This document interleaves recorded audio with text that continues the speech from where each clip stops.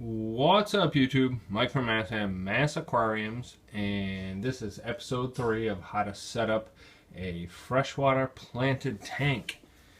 Now, I've been getting a lot of questions about how did I actually set up the scape on this tank. So I'm going to put episode 3 into exactly what I did to scape the tank, hardscape the tank, and what's in my filter, what I'm running to cycle this tank, and episode 4 will be on actually putting the plants in, and 5 will be the complete and putting the fish in. So I've got a lot of questions. How did you do your rockscape? How did you dump your sand in? How did you do your aqua soil? You know, so on and so forth. So I hope you guys can see this, but I literally started it off with my dragonstone, piling it up with pieces that are suitable for a base. So if you can see my hands, can you see them? Square pieces, really pieces that can form a base, and I left my jagged pieces or pieces that had some depth to them for the top. And I literally went through the whole scape on my table till I thought it looked good. I marked them all down with a little sticky paper and a pen, and then I went to the tank and put them in the tank as so. And it's really you know, your imagination from there, folks. Whatever you feel like that you think looks good. You know, as long as you have a base to work on, and then build the stone from there. After that, I dumped the aqua soil in the back part of the tank, and then I dumped the sand in the front part of the tank. There's really, you know, I try to keep it simple. There's really not a whole lot to that. I guess a tip would be when you dump the water in, what I did first was I filled up a bucket and took a measuring cup. I don't know, I think it was like a 4-cup measuring cup, and I dumped probably about until you were this high into the tank, so that you didn't just, like, you know, blast it full of water and make everything go crazy like a tornado, and really like soak up the substrate. It was already wet from rinsing, and fill up the tank probably about 2 inches, and then blast the water in. And that was really it. It's not really too difficult once you guys, I know I've got a ton of comments. How did you set up the rocks? How did you do this? You know, that's all imagination. That's all what you guys need to do. You need to figure out what you want, play with it for a ton before you even need to add water. And that's really hardscaping is what it's all about. You can do a million different things before you even decide to add water to the tank, and then you can fix it afterwards, of course. If you I've already added 2 more rocks to this scape from the last video, just because I felt that that's what it needed.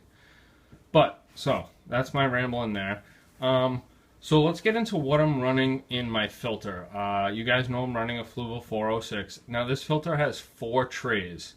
The first tray has a really thick coarse sponge, and then I have 3 trays. When you get it in the, you know, when you buy it, it's going to come with a lot of carbon, a lot of different types of media. I am running the 4 trays. Tray 1 from the start, from the bottom, is a coarse sponge. Number 2 is BioHome Ultimate Media. Number 3 is BioHome Ultimate Media. And number 4, which I normally would run media, I am going to go with ChemiPure Green. And I'm trying ChemiPure Green out on this tank. This is experimental. ChemiPure Green's not even on the market yet. They have not released it. I am lucky enough to have a contact with Boyd Enterprises, and he sent me a bunch of ChemiPure Green to try out in my tank.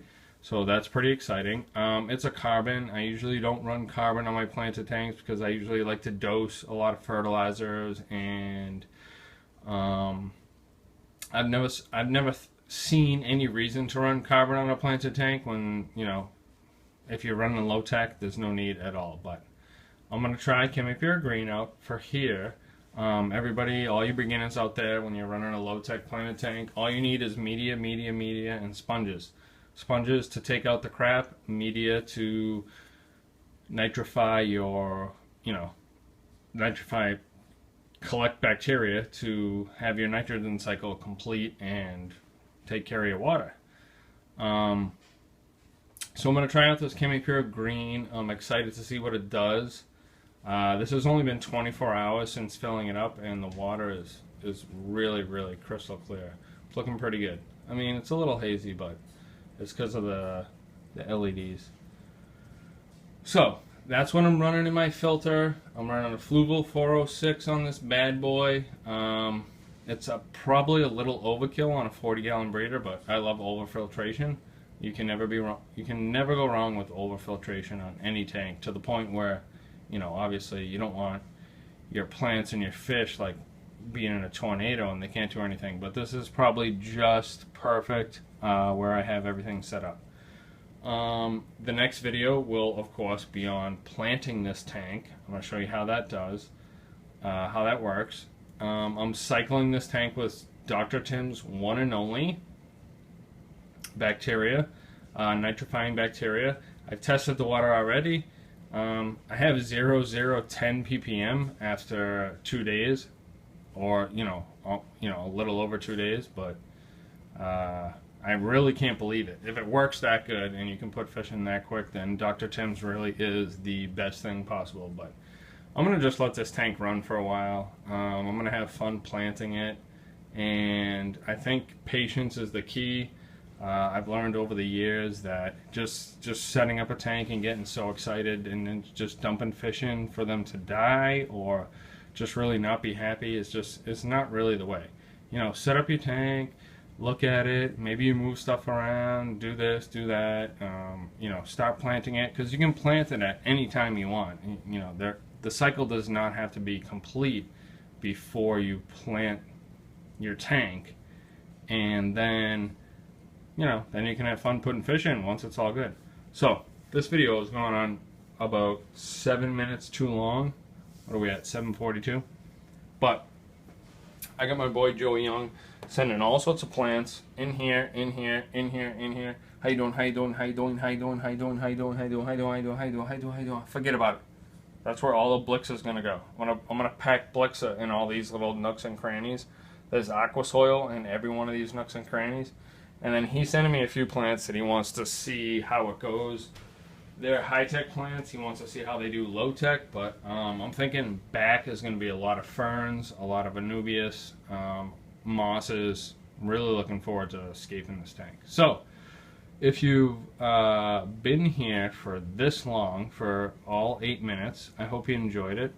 And if you have any questions, I'll be more than happy to answer any questions. Leave them in the comments. Don't forget to go get yourself a My Aquarium box, because if you're a beginner, you're going to need everything that comes in these boxes every month, and you're going to love it. You're going to love it absolutely. Alright, this is Mike from Mass. I'm out.